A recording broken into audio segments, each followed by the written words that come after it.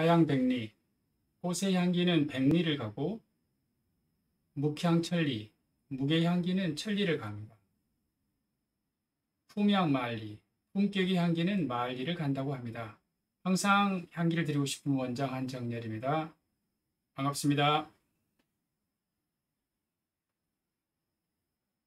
오늘 말씀드릴 내용은 만성비형간염 치료제 베물리디에 대해서 말씀드리고자 합니다.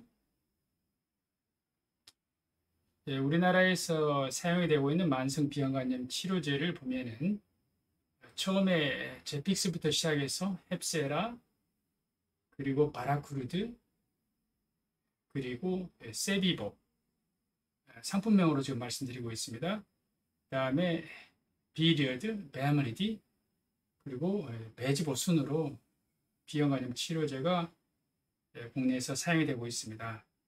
그래서 현재 1차 약제로 사용이 되고 있는 것 중에서는 바라쿠르드가 가장 먼저 임상에서 사용되기 시작하였고, 그 뒤로 국내에서 2011년도에 비리어드, 2017년도에 베물리디를 사용하고 있고, 그 뒤로 또 베지보가 사용이 되고 있습니다. 네, 파란색 아몬드형으로 생긴 것이 비리어드입니다. 노란색 동그란 것이 베물리디입니다. 비리어드에 비해서 베물리디는 약의 사이즈가 많이 줄었죠. 테노포비어 성분이 많이 줄면서 약알의 사이즈가 줄어들게 된 것입니다.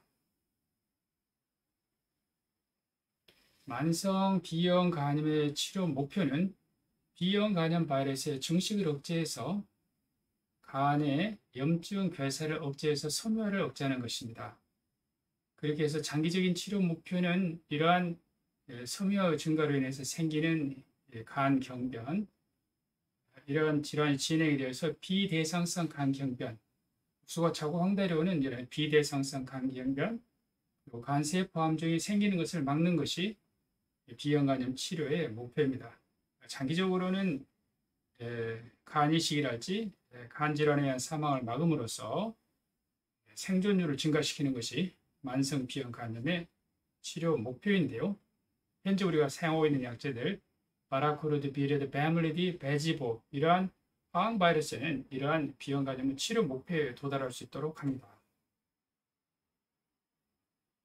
베물리디 약물의 작용 기전 약동학을 보도록 하겠습니다. 테노포비에는 장에서 흡수가 되지 않습니다. 흡수가 돼야지 혈액 내로 들어갈 텐데요. 그래서 전구 약물의 형태로 만들어서 흡수가 되도록 하는데요. 테노포비에 염을 붙인 것이죠. 그래서 비리어드는 테노포비어 디소프록실 푸마레이트라 해서 TDF, 그다음에 베물리디는 테노포비아 알라페나마이드라 해가지고 TAF라고 약자로 사용을 합니다. 그래서 비리어드하고 베물리디는 염을 붙임으로써 이제 장에서 흡수가 될 수 있는 형태의 전구 약물로 만들어진 것입니다. 말씀드린 것처럼 이 테노포비어 성분은 장에서 흡수되어서 혈액 내로 들어가야 되겠는데 혈액 내로 들어갈 수가 없습니다. 세포막을 통과할 수가 없어서, 그래서 이 테노포비어에 염을 붙인 것이죠. 염을 붙여서 전구 약물을 만들었습니다. 이것을 비리의 경우에 있어서는 테노포비어 300mg에 테노포비어 디소프록실 푸마레이트라는 형태의 염을 붙여가지고 만들었고요. 베물리디는 테노포비아 알라페나마이드라 해가지고 테노포비아 25mg만 가지고 이러한 전구 약물을 만들었습니다. 이것이 가능한 이유는 비리어드는 반감기가 짧기 때문에 장에 흡수되어서 혈액 내로 들어갔었을 때 반감기가 짧기 때문에 간 세포 내로 전달해야 되는 테노포비어를 전달하기가 조금 더 어렵겠죠. 반면에 베물리디는 반감기가 긴 약물이기 때문에 적은 농도의 테노포비어를 넣는다 하더라도 간세포 내로 테노포비어를 잘 전달할 수가 있습니다. 즉 필요로 하는 성분은 테노포비어인데요. 테노포비어를 전구 약물로 만드는 데 있어서 비리어드는 테노포비어가 300mg이 필요하고 베물리딘은 25mg만 필요한 것이죠. 그러니까 적은 약물을 가지고도 간세포 내로 테노포비어를 더 잘 전달할 수 있기 때문에 아무래도 혈중 농도가 혈중에서 테노포비어의 농도가 낮기 때문에 독성을 줄일 수가 있을 것입니다. 그래서 비리어드는 300mg, 베물리딘은 25mg으로 매우 적은 양으로 테노포비어를 효과적으로 간세포 내로 전달할 수 있는 것이 베물리딘입니다.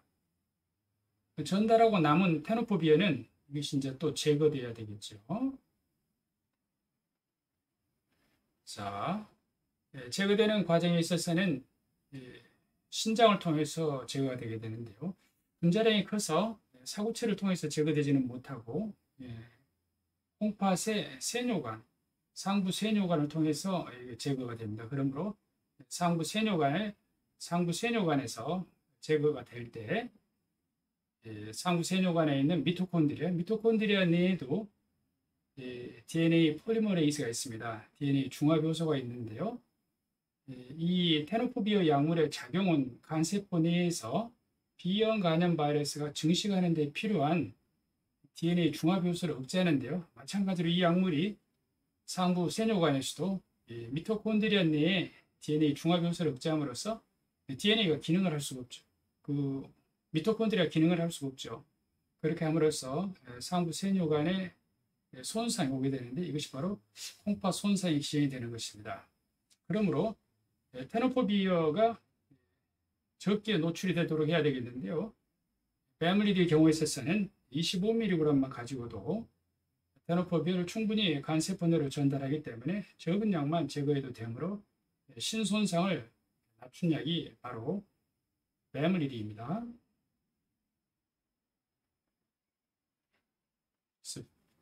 베물리드는 2017년에 우리나라 식약처에서 승인이 났기 때문에 그때 이후로 베물리드를 사용하고 있습니다.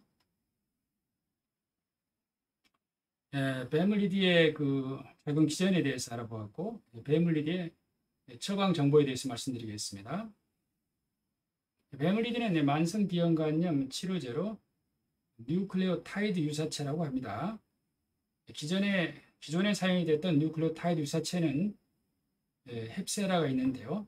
헵세라이란 또 비리어드, 베물리드 세 가지 약제는 뉴클레오타이드 유사체 약물입니다. 모두 다 길리어드라고 하는 바이러스를 잘 만드는 회사에서 만든 약입니다. 그래서 베물리드도 이 뉴클레오타이드 유사체이고 B형 간염 바이러스가 증식하는 데 필요한 역전사 효소 억제제입니다. 그래서 만성 B형 간염 치료제로 사용이 되고 있습니다. 베물리드 허가사항이 2021년 3월자로 개정이 되었는데요. 베물리드는 먹는 방법이 일일 일의 일정을 식사와 관계없이 복용할 수가 있습니다. 예전에는 베물리드를 복용할 때 식사와 함께 복용하라라는 말이 있었는데요. 지금은 식사와 상관없이 24시간 간격으로 복용하면 되겠습니다. 그 다음에 신장애가 있는 경우에 있어서 전에는 그 신손상이 있는 경우 사구체 예후과율이 15 이하인 경우에 있어서는 베물리드를 투여할 수가 없었습니다. 그런데 지금은 사구체 예후과율 15 이하라 하더라도 투여가 가능하고요. 그리고 이제 말기 신부전은 이제 혈액 투석을 하게 되는데요. 혈액 투석을 받는 환자들도 투석 후에 투여하게 되면 됩니다. 그리고 양을 감소시키지 않고 같은 양을 신손상 정도에 관계없이 25mg을 하루 하나씩 투약을 하게 됩니다. 그래서 모든 신장애 환자에게 투약이 가능하고요. 양량을 줄여서 투약하지 않습니다. 그 다음에 모든 단계의 간장애 환자에게 투약이 가능합니다. 이전까지는 베물리드는 간염하고 대상성 간경변에서 투여했었습니다. 비대상성 강경변이 많이 진행이 되어서 복수가 차고 황달이 오고 하는 그러한 상태가 된 것을 비대상성 강경변이라고 하는데, 예전에는 이 비대상성 강경변에서 배멀리디는 사용할 수 없었습니다. 그러나 임상 연구들을 통해서 조금 전에 신장에서도 사용할 수 있는 것처럼 많은 임상 연구를 통해서 비대상성 강경변에서도 똑같이 효과적이며 안전하기 때문에 저는 비대상성 강경변에서도 사용할 수가 있습니다.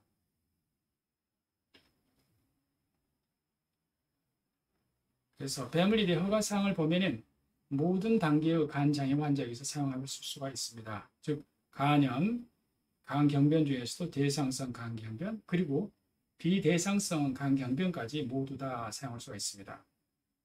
그다음에 모든 단계의 신장애 환자에게 사용이 가능합니다. 예전에는 콩팥의 사구체 예후가율 15 이하, 대개 15g이면요 정상 사구체 예후가율의 15%밖에 되지 않는 것을 말합니다. 이때는 우리가 말기 신질환이라고 하는데요. 이 말기 신질환이 있을 때도 이제는 투약이 가능하고, 말기 신질환은 이제 혈액투석을 곧 하게 되는데요. 혈액투석을 하게 되는 분들도 배멀리디를 투약할 수가 있습니다. 그래서 말기 신부전을 포함해서 혈액투석하는 환자까지 모두 다 배멀리디를 투약할 수 있는데요. 이때 그 배멀리디를 투약할 때는 혈액투석을 하는 경우에 있어서는 투석 후에 투약하는 것으로 되어 있습니다. 그 다음에 65세 이상 환자에게 있어서 배멀리디 투약은 사용 경험이 적어서 주의하라고 되어 있었지만, 이제는 65세 이상 환자에게 대한 경험이 많아져서 안전하고 여전히 효과적이다라는 것을 알고 있기 때문에 이제는 65세 이상에서 특별히 용량 조절이 불필요하고 안전하게 투약할 수가 있겠습니다. 그 다음에 예전에는 그 배멀리디를 식사와 함께 투약하라 했었고요. 식사를 못하게 되는 경우에는 가벼운 스낵 같은 것을 먹으면서 배멀리디를 투약하라고 했었는데요. 지금은 식사와 관계없이 대개 24시간마다 배멀리디를 투약하면 되겠습니다. 여기서 비형간염 치료제 보험 기준에 대해서 말씀드리도록 하겠습니다.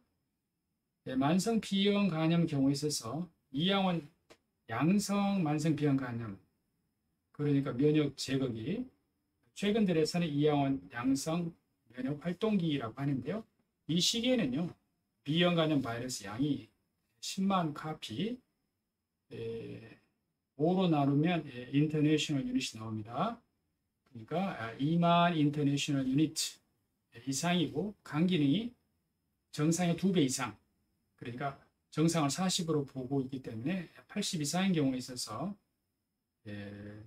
항바이러스를 보험으로 투약할 수가 있습니다. 그 다음에 이양원 음성 만성 비형간염, 즉 이양원 음성 면역 활동기는요, 바이러스 양이 10,000 카피, 2000 인터내셔널 유닛 이상이면서 간 기능 검사가 80 이상인 경우에 있어서 항바이러스를 보험으로 투약할 수가 있습니다.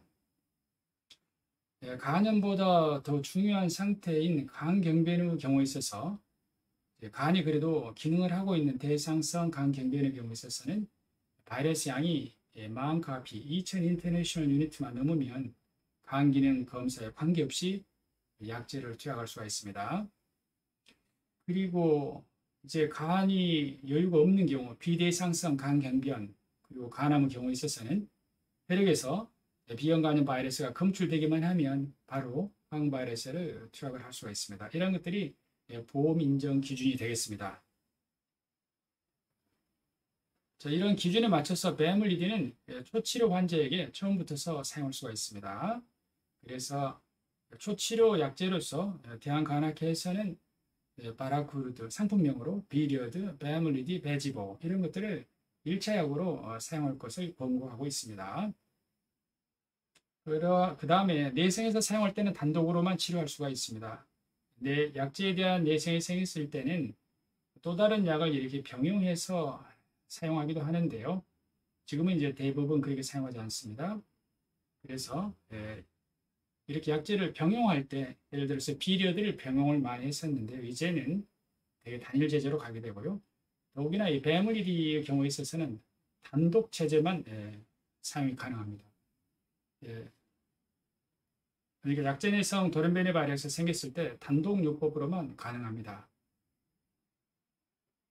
그 다음에 피리어드를 사용하다가 베물리드로 바꾸는 경우가 있는데요.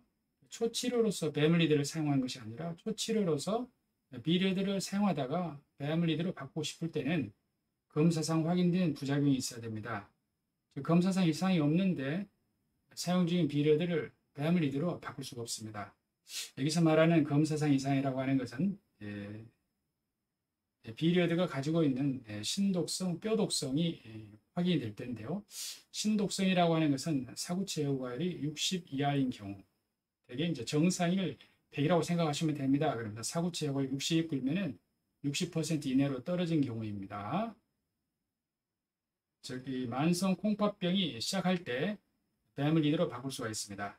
뼈독성은 골밀도 검사에서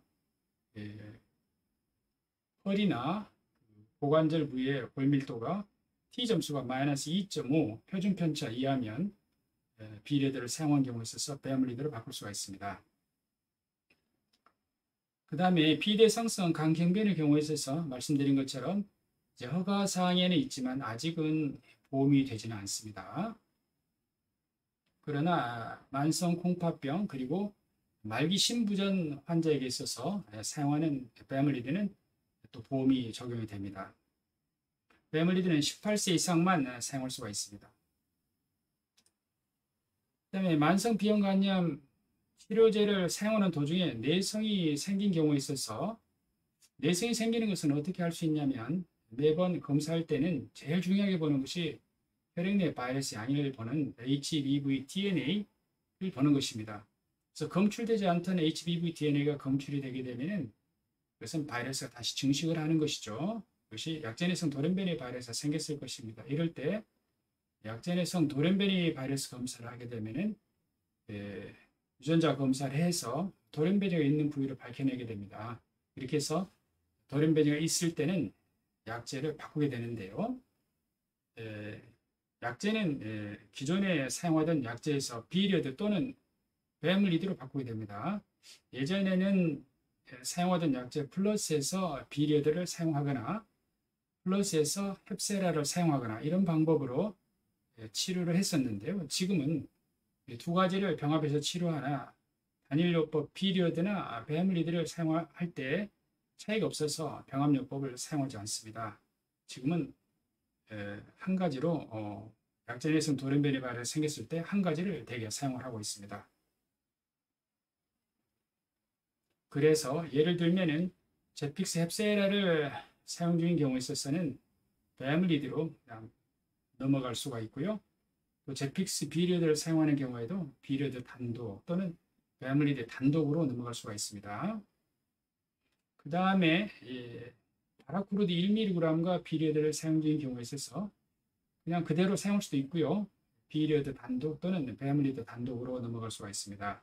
그래서 약제내성으로 이렇게 병합요법을 하고 있는 경우에 있어서 베물리드 단독요법으로 넘어가는 것은 약제 가격도 낮아지지만 향후 어찌 보면 계속 먹어야 할 약인데요. 약제에 대한 부작용면을 생각할 때 베물리드로 바꿔주는 것이 좋겠습니다. 2021년 3월자로 비리어드하고 베물리드에 대한 그 보험 급여가 변화가 있었는데요. 베물리드의 경우에 있어서 예전에는 만성 비형 간염을 치료하다가 간암이 생기거나 또는 이제 간경변 환자가 간 이식을 받게 되는 경우에 있어서 이때는 베물리드를 사용할 수 없어서 허가사항이 없었기 때문에 비리어드로 바꿔야 됐었습니다. 이제는 치료 도중에 간세포 함종이 생기거나 간 이식을 받는다 하더라도 베물리드를 그대로 사용할 수가 있습니다. 그 다음에 이제 비리어드에 대해서 바뀐 내용은 예전에는 임신 중에 수직 감염 예방을 위해서 비리어드를 사용할 때 보험이 되지 않았습니다. 임신 중에 사용할 수 있는 약제는 비리어드 뿐입니다. 물론 세비보도 있는데요. 비리어드를 더 권고하고 있습니다. 아직까지 패밀리드는 임신 중에 사용할 수 없고요. 비리어드가 임신 중 사용할 수 있는 카테고리 B 약물로 안전하기 때문에 비리어드를 사용하는데요. 이제는 예방 목적으로도 보험이 됩니다. 그래서 그 기준은 바이러스 양이 100만 카피, 그러니까 20만 인터내셔널 유닛 이상이면서 임신 24주에서 32주 그 사이의 약물을 시작하게 되고 분만 후 2주에서 12주간 사용하는 것을 보험으로 할 수가 있습니다. 대부분은 임신 28주에 시작을 해서 출산 후 4주까지 항바이러스의 비리어드를 투약하게 됩니다. 대개 이렇게 임신 중에 사용하는 경우는 가임기 여성들은 면역 관용기에 있는 경우가 많죠. 그래서 본인이 아직은 치료할 때는 아니지만 수직 감염 예방을 위해서 투약하는 경우가 되겠습니다. 그래서 예전과 다르게 이때도 이제 의료 보험으로 비리어드를 처방받을 수가 있습니다. 오늘 말씀드린 내용을 포함해서 B형 간염과 관련된 많은 내용의 강의는 유튜브 검색창에 한정열 내과를 치시게 되면 많은 자료를 올려놓았습니다. 이상 말씀드렸습니다. 감사합니다.